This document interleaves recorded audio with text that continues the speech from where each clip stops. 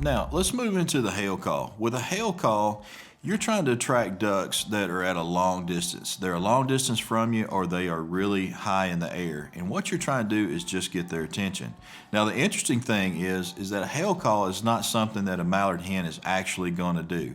When you're listening to ducks on the water, you're going to hear them quacking, shorter cadences, contented sounds, things like that. But you're never going to see a live duck make a really long call trying to attract other ducks that are a long distance. So what you're trying to do is just get the duck's attention and get them to look your way. And most likely they're only going to hear a portion of this.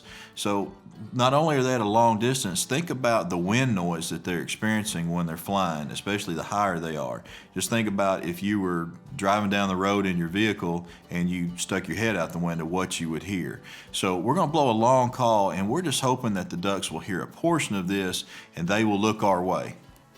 And it sounds a little bit something like this.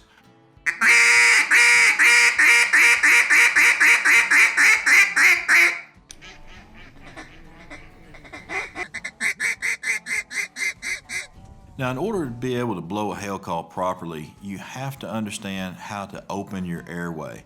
And if you notice when you try this call and the first note sounds off or if it has a squeak to it, what you're doing is you're closing your airway down. Sometimes we've nicknamed this blowing with an open throat or pinching off your throat.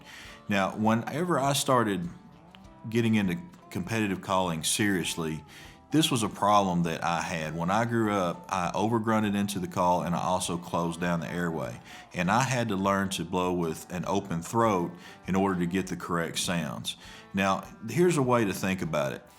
Take your hand and just blow air onto your hand.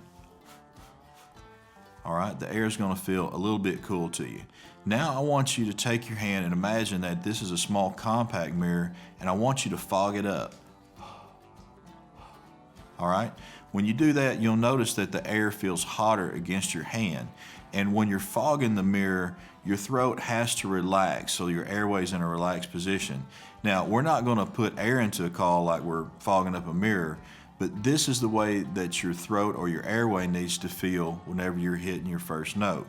So with the hail, let's start with the first note, and remember, it's just like with the quack when we said gwick or gwack. Let's start with the G sound.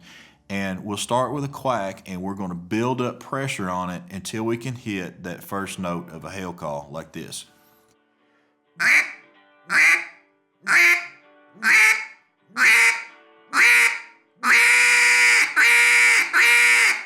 Whenever you've got that first note and you can hit it solid like that and it's smooth and it's not breaking, then you know you're blowing with your throat open or an open airway.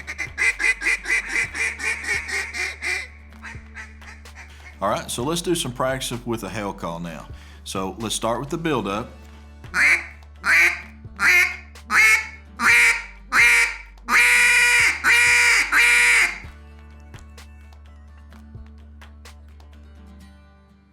Okay, build up again.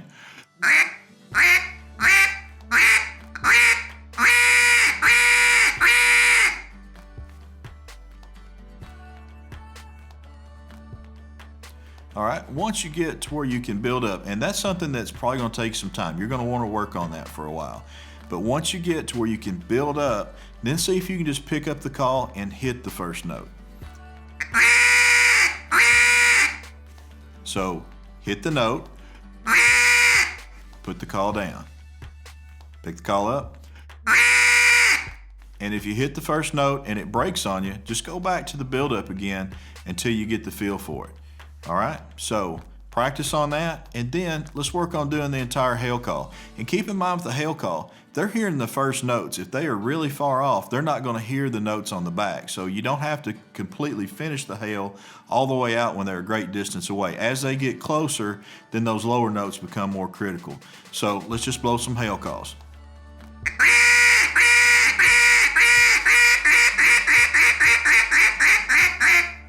All right, you go.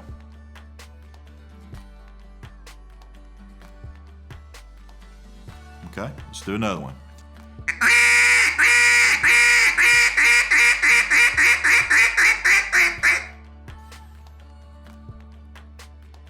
Okay, let's do one more.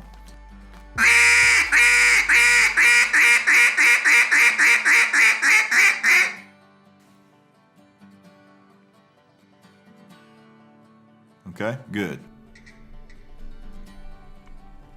Kill it.